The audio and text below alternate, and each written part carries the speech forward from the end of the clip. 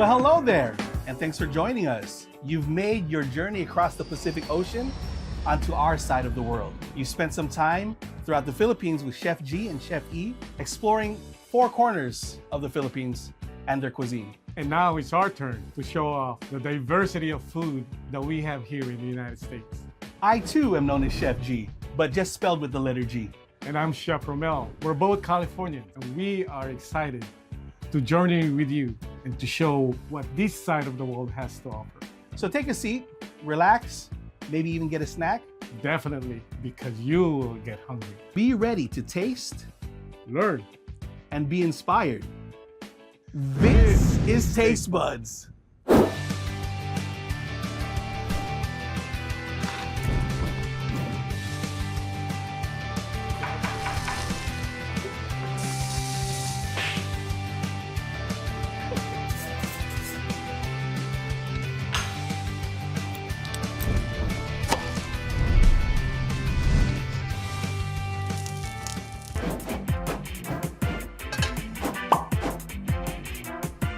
For today's dish, we'll be serving Pacific cod over fennel and pear puree on a Japanese sweet potato pancake. First, you'll need the correct tools for the job: a grater, kitchen knife, pan, spatula, and a mixing bowl. For ingredients: Japanese purple sweet potato, some onions, seasonings of salt, pepper, and herbes de Provence, and olive oil. For the sweet potato pancake, we're gonna go ahead and start shredding some Japanese sweet potato. And we're gonna go ahead and slice some onion nice and thin. We're gonna mix those together and soak it in water for about 15 minutes. After that, let's go ahead and strain and season with salt, pepper, and herbes de Provence. Let's oil a pan and form a pancake. We're gonna go ahead and brown both sides. And when we get that good color, we can go ahead and set the pancake aside. Next, we'll prepare the pear and the fennel puree. Grab a spatula, blender, kitchen knife, and pan. Collect your ingredients: pear, fennel, garlic, seasonings of salt, pepper, and herbes de Provence, and olive oil. We'll complete it with a side of cherry tomatoes.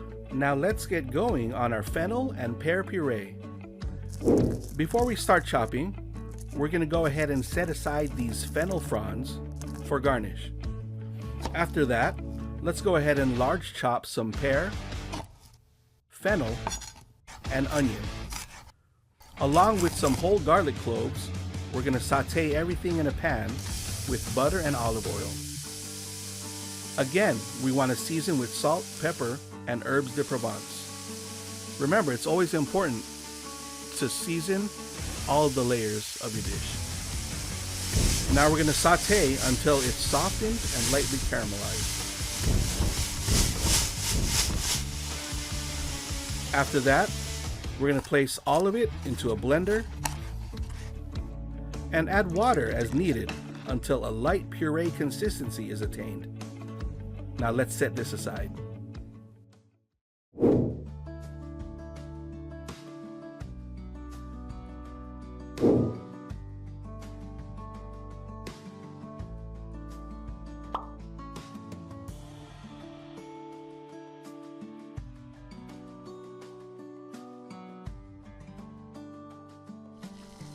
Next, we're going to lightly saute some cherry tomatoes in a pan with olive oil, salt, pepper, and herbes de Provence.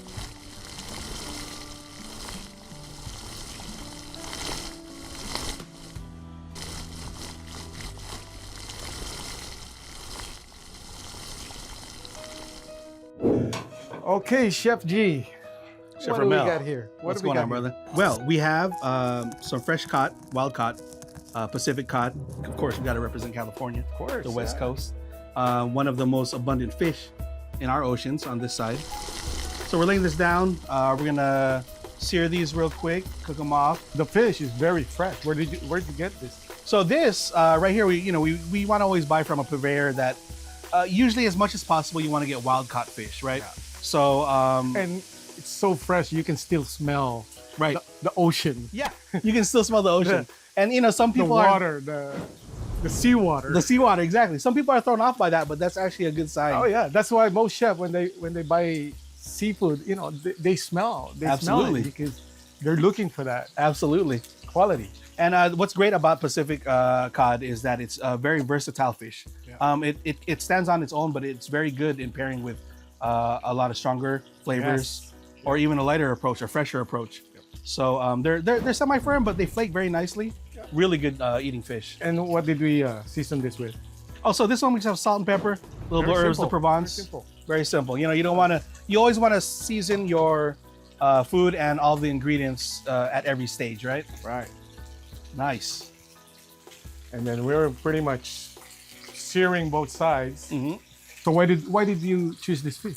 For this dish, we kind of wanted to represent an intro to the California coast, the west side, and we wanted to give kind of an interpretation of, the kind of ingredients that we have available to us.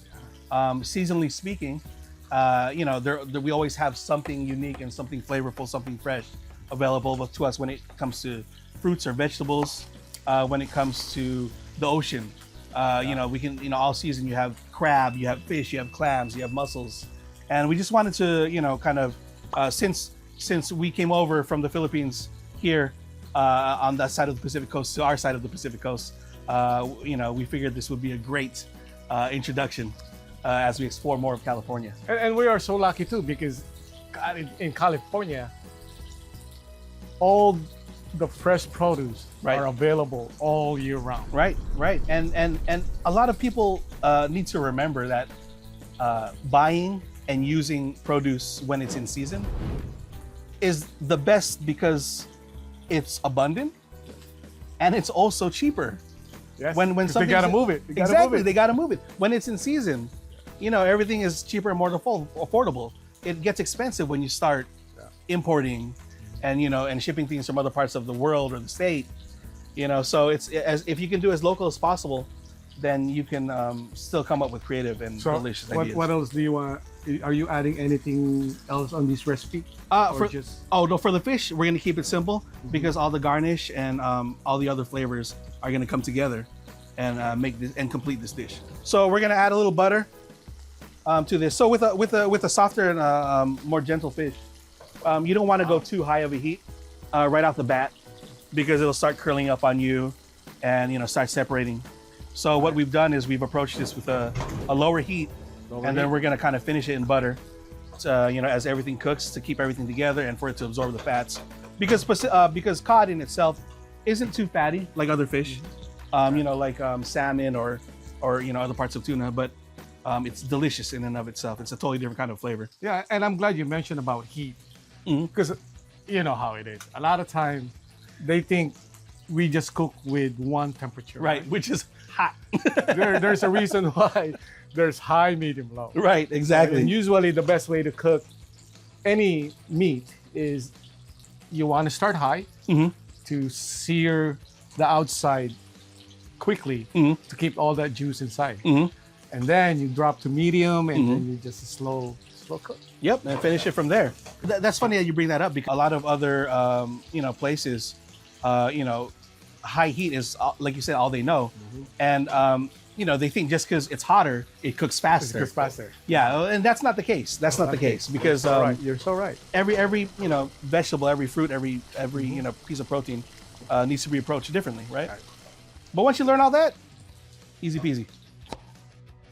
So these are going to go on a bed of what we made was Japanese sweet potato pancakes.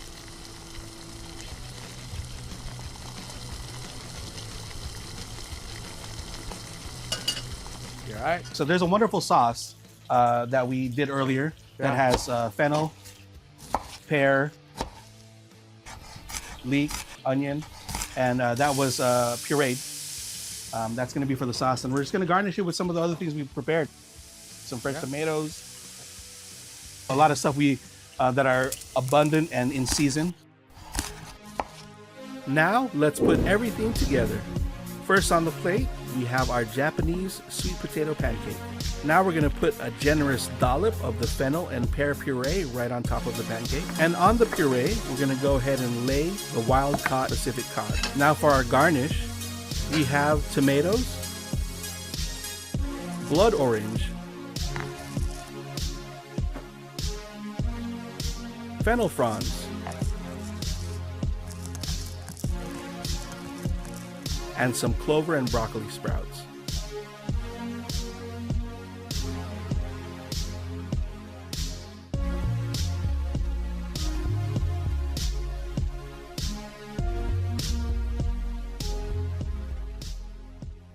You I'm ready? hungry. I'm hungry, bro. How about you? Me too. I've been hungry. Just That's one thing. preparation. One thing that comes along with cooking is being hungry the whole time Yes. and then devouring it within a second.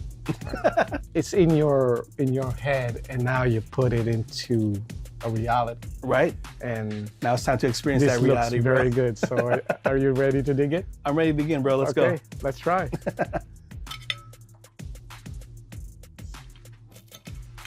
Okay. Just so- hearing it already, bro. And I like the crunch from the Japanese sweet potato. potatoes, yes.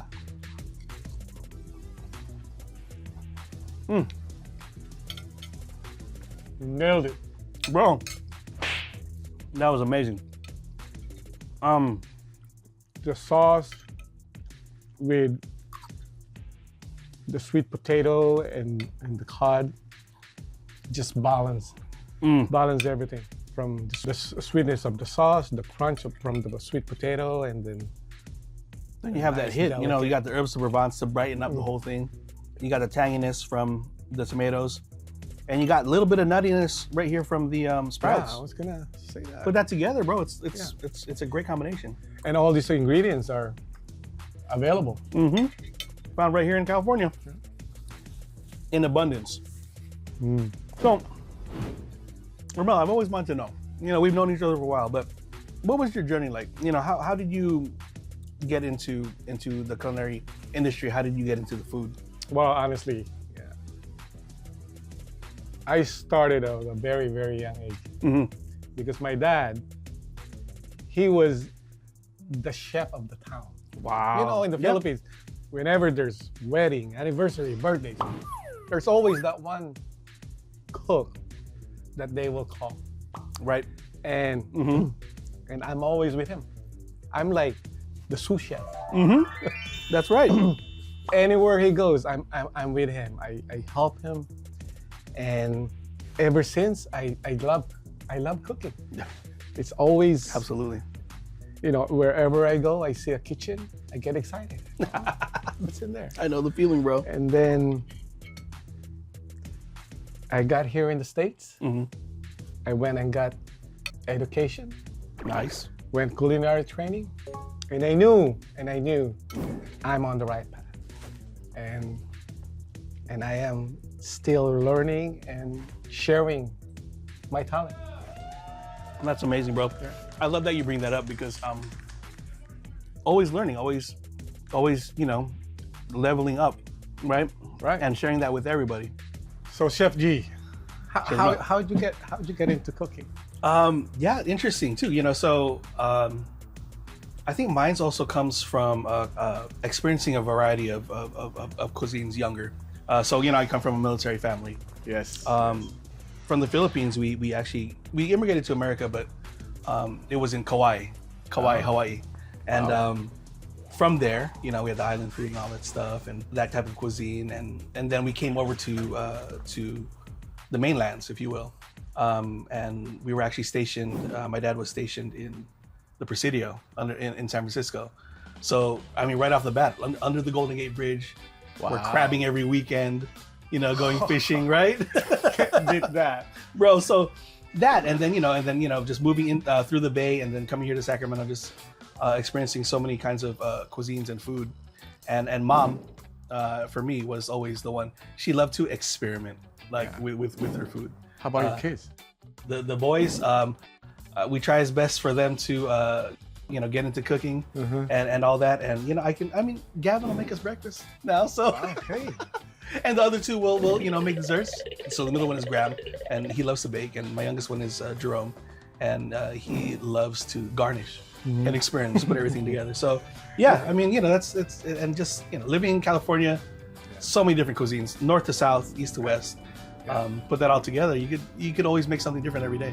Yeah, same thing at home. Like, you know what's funny? Every time I cook something, Yeah. they kind of like look at each other. It's like, okay, what are we eating today? Right. But because they know that whatever we have in our refrigerator Right. will come up with something good. Right. You are passionate about food. Is there anything else in life that you're doing now that are just as passionate about? After being baptized in the Church of Christ, the blessing, because life being a chef, it's a lot of work. It is a lot of time. Indeed. And I'm very blessed. What I need to do, I'm still able to do my job, take care of my wife and kids. Right. And it's something that I can never explain. How could that even possible? Yeah. And I will continue to share my knowledge to everyone and keep cooking. There you go. There you go. That's right. That's a great thing that you talk about. Sharing your blessings. Yes. Because that's what it's about, right? For us, for one to go through something and then receive the blessings. Yeah. By sharing their blessings, they can help someone else that's going through something. Well, bro, time flies when you're having fun, right? That's right. Bro, this was amazing. Not enough time. Not enough time. Bro, this was amazing. Thank you so much for spending time with me. Thank you. I appreciate you, as always. As always, same here. And everyone, thank you so much for spending your time with us. Continue to be with us and join us in our journey throughout California as we look to see what California has to offer. This is Taste Buds.